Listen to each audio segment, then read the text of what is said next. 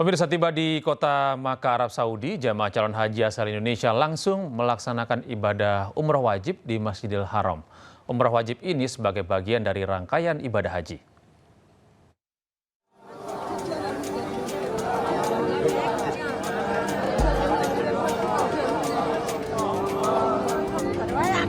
Hingga Sabtu malam waktu Arab Saudi, ratusan jemaah calon haji asal Indonesia langsung melaksanakan ibadah umroh setibanya di kota Makkah, Arab Saudi. Rombongan pertama jemaah memulai ibadah umroh wajib di Masjidil Haram sebagai bagian dari tahapan haji.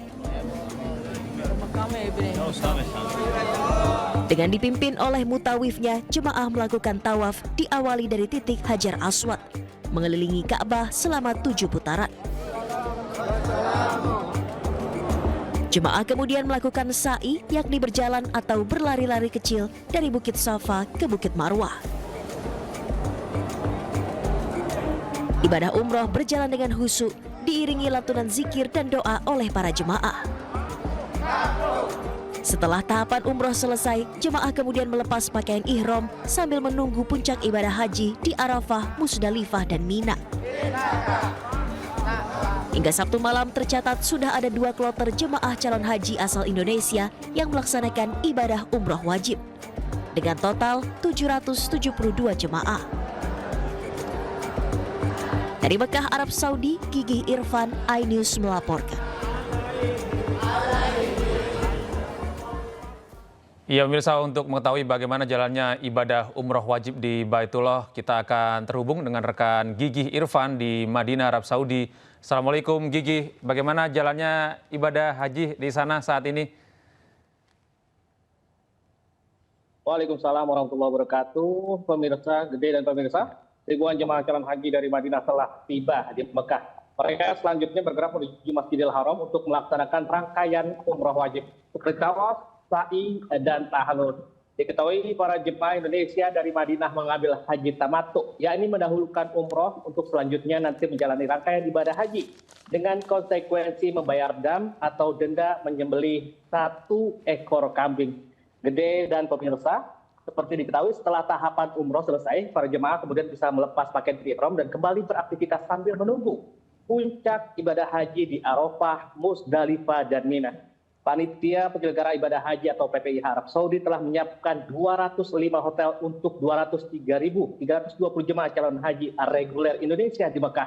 Lokasi hotel sendiri dibagi menjadi 10 sektor dan terletak di 4 kawasan, yaitu Sisa, Roboh, Jarwal, dan Misfalah. Penempatan hotel untuk jemaah haji ini berdasarkan sebaran embarkasi. Diketahui Gede dan pemirsa, jemaah akan tinggal di Mekah selama 32 hari. Sementara untuk lokasi hotel jemaah Indonesia sendiri selama di Mekah berjarak maksimal 4 hingga 5 km. Sementara gelombang pergerakan jemaah calon haji dari Madinah masih terus berjalan sesuai jadwal. Mereka hari kedua direncanakan ada 17 kloter yang akan didorong menuju Bir Ali dengan 164 armada bus yang telah disiapkan para petugas. Mereka sebanyak 6.648 jemaah calon haji mempersiapkan diri. Sebelum bergerak, jemaah calon haji telah disosialisasikan oleh para petugas untuk mandi dan bersuci dari hotel. Untuk selanjutnya digiring menuju bis yang telah disiapkan petugas menuju Bir Ali. Para petugas sektor Bir Ali disiapkan di sejumlah titik, mulai dari parkiran bus, pintu masuk dan keluar jemaah nantinya. Setelah tiba di Masjid Bir Ali, jemaah calon haji akan diarahkan petugas untuk melaksanakan sholat sunnah ihram. Namun bagi jemaah yang batal wudhu diberi waktu untuk kembali bersuci untuk selanjutnya melaksanakan sholat sunnah ihram dan kembali ke mobil untuk berniat melaksanakan umroh. Guna mempercepat proses dan mencegah kepadatan, para ketua kloter dan rombongan diimbau agar mengingatkan jemaah sudah dalam kondisi berwudhu sejak dari hotel. Dengan demikian jemaah bisa langsung melaksanakan sholat sunnah dan niat tanpa perlu antri ke kamar. Iya, baik, terima kasih. Tadi laporan rekan kami, Gigih, yang saat ini masih berada di Madinah untuk melaporkan secara langsung jalannya ibadah suci haji di Madinah dan Makkah, Arab Saudi. Terima kasih. Assalamualaikum, Gigih. Kini kita beralih ke informasi berikutnya. Pemirsa, Masjid Kuba menjadi masjid pertama yang dibangun oleh Rasulullah saat hijrah dari Makkah menuju Madinah. Meski tidak terlalu megah, namun masjid ini memiliki keutamaan yang tercatat di dalam Al-Quran dan juga hadis.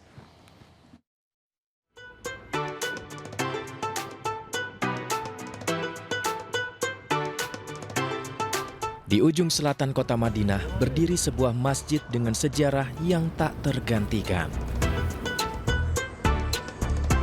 Bukan masjid terbesar, bukan pula yang paling megah, namun disinilah cinta pertama Rasulullah SAW kepada tanah hijrah bersemi. Nah, di belakang saya merupakan Masjid Kuba yang merupakan masjid yang pertama kali dibangun oleh Rasulullah. Dan pada zaman Rasulullah, masjid ini tidak hanya untuk digunakan untuk sholat, tapi juga untuk mempersatukan umat muslim pada masa itu.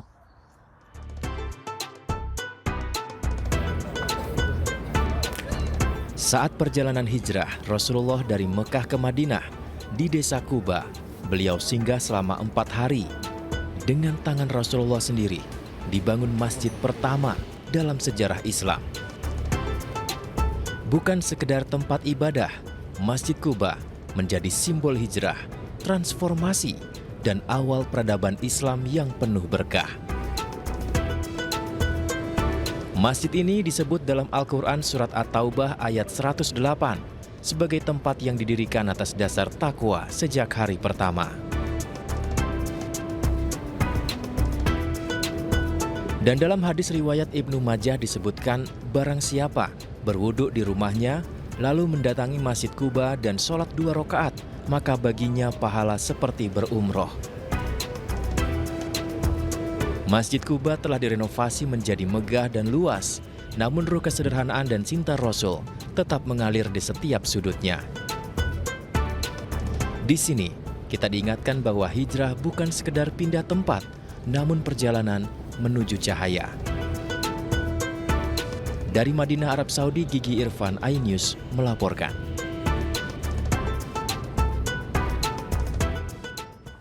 Viral, meme foto Presiden Prabowo dan Jokowi berujung penangkapan mahasiswi ITB. Keluarga mahasiswa ITB meminta polisi membebaskan pelaku. Kami akan segera kembali.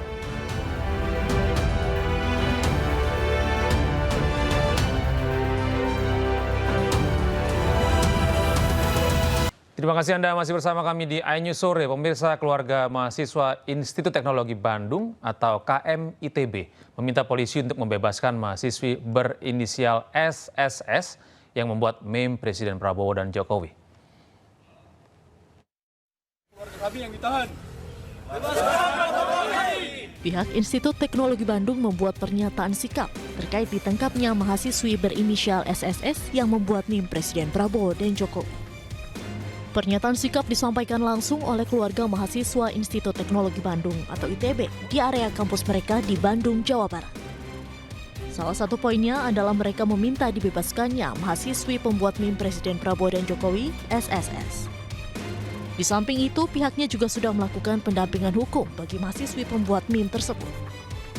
Mungkin ini sedikit penjelasan juga gitu terkait dengan penangkapan yang dilakukan di Jatinangor tersebut.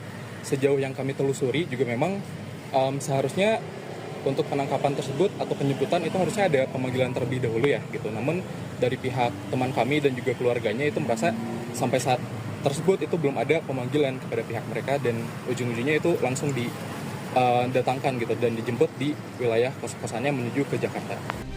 Sebelumnya media sosial dihebohkan dengan unggahan meme yang memperlihatkan Presiden Prabowo dan mantan Presiden ke-7 Joko Widodo. Dari Bandung, Jawa Barat, Ervan David, iNews melaporkan. Sementara itu pemirsa, pihak Perguruan Tinggi ITB Bandung, Jawa Barat sudah berdialog dengan orang tua dan Ikatan Orang Tua Kampus. Lakukan koordinasi tentu saja dengan berbagai pihak ya untuk kemudian mencari keterangan, kemudian membuat suasana menjadi sejuk dan kemudian juga mencari kemungkinan-kemungkinan untuk kemudian berdialog tentang situasi ini. Nah, kami juga sudah melakukan komunikasi dengan pihak orang tua kemudian juga ada Ikatan Orang Tua Mahasiswa di ITB itu, kemudian juga kami sudah bertemu dengan keluarga mahasiswa ITB pada hari Jumat, dan dari sisi orang tua sendiri yang sudah melakukan komunikasi dengan mahasiswi kami tersebut, bahwa orang tuanya sudah mewakili mahasiswanya menyatakan permintaan maaf ya. Saya kira ini sangat penting buat kita semua. Dan juga kami sangat mengharapkan tentu saja kebijaksanaan dari berbagai pihak untuk melihat situasi ini juga lebih tenang.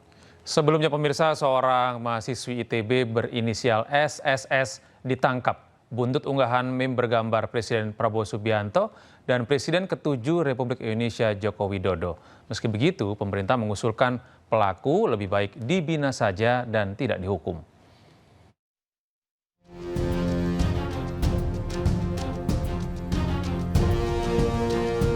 Mahasiswi ITB berinisial SSS ditangkap buntut unggahan meme bergambar Presiden Prabowo Subianto dan Presiden ke-7 RI Joko Widodo. Akibat meme yang dibuatnya itu, dia dijerat Undang-Undang Informasi dan Transaksi Elektronik ITE. Kendati demikian, Divisi Humas Polri belum menjelaskan konstruksi perkara ini. Karopenmas Divisi Humas Polri Brigjen Trunoyudo Wisnu Andiko mengatakan, terkait kasus tersebut saat ini masih dalam proses penyidikan. Sementara itu, Kepala Kantor Komunikasi Presiden Hasan Nasbi merespon soal kasus ini. Ia mengungkapkan pemerintah mengusulkan pelaku yang notabene masih mahasiswi itu lebih baik dibina daripada dihukum. Akan tetapi, pemerintah menyerahkan kepada pihak kepolisian jika ada pasal-pasalnya. Kalau ada pasal-pasalnya kita serahkan ke polisi, tapi kalau dari pemerintah, itu kalau anak muda, ya mungkin ada semangat-semangat yang terlanjur, ya mungkin lebih baik dibina ya. Karena masih sangat muda, bisa dibina bukan dihukum gitu. Jadi harapan kita teman-teman yang mahasiswa yang mungkin selama ini terlalu bersemangat misalnya memberikan kritikan, mengekspresikan kritikannya, mungkin nanti bisa diberi pemahaman dan pembinaan supaya jadi lebih baik lagi, tapi bukan dihukum gitu. Karena ya ini kan dalam konteks demokrasi, mungkin ada yang memang terlalu bersemangat seperti itu. Keluarga mahasiswa ITB membenarkan ada penangkapan mahasiswinya. KM ITB akan memberikan pendampingan terhadap pelaku. Pemirsa, Gubernur Jawa Barat Deddy Mulyadi menjadi bapak angkat bagi anak yatim diduga nakal hingga ikut pelatihan di barak militer. Ia berjanji akan membiayai pendidikan anak-anak yatim dalam pelatihan. Punya ibu yang meninggal, punya ayah dan ibu itu semuanya jadi anak asuh saya ya, dibiayain sama saya. Alhamdulillah. Pernyataan Deddy Mulyadi ini langsung disambut antusias oleh para siswa yang menjalani pendidikan di Markas Kodim 0610 Sumedang. Dalam kesempatan tersebut, KDM juga menyatakan akan menjamin serta membiayai kebutuhannya. Usai memberikan semangat dan arahan kepada para siswa, KDM menilai metodologi yang diterapkan di Sumedang ini sudah baik karena meliputi fisik, kesehatan, asupan gizi, serta wawasan yang menjadi dasar utama untuk melihat perubahan keluar nanti. Pada kesempatan ini, Deddy juga menyoroti sistem pendidikan di Indonesia yang menurutnya harus dievaluasi total. Tumbuhnya anak-anak nakal yang tidak terkendali ini juga bagian dari introspeksi pendidikan. Bahwa sistem pembelajaran dan mengajar kita di sekolah serta kewibawaan guru ini juga menjadi faktor kenapa anak-anak berperilaku seperti ini. Untuk itu, pendidikan harus melakukan evaluasi secara total. Deddy Mulyadi juga memberikan seekor kuda bagi salah satu siswa yang kerap bolos sekolah lantaran sering mengikuti tradisi kuda renggong. Dari Sumedang, Jawa Barat, BBN iNews melaporkan. Gubernur Jawa Barat Deddy Mulyadi menyebut jika menjadi Gubernur Jakarta akan membagikan gaji 10 juta rupiah kepada setiap kepala keluarga. Pernyataan Deddy ini direspon anggota DPRD dari DKI Jakarta yang menilai Deddy tidak bisa membedakan antara fungsi APBD dengan bansos. Dan pemirsa, Informasi ini sekaligus menutup jumpa kita dalam iNews sore hari ini. Temukan selalu informasi-informasi terbaru lainnya di www.inews.id. Dan saksikan juga cuplikan tayangan berita iNews di kanal YouTube @official_inews. Jangan lupa untuk menyaksikan terus iNewsroom. Sesaat lagi bersama rekan saya Nadia Valerie. Saya Gede Satria pamit undur diri. Terima kasih dan sampai jumpa. Kalau di Jakarta itu dari 10 juta ada 2 juta kepala keluarga, itu orang Jakarta bisa digaji per kepala keluarga 10 juta.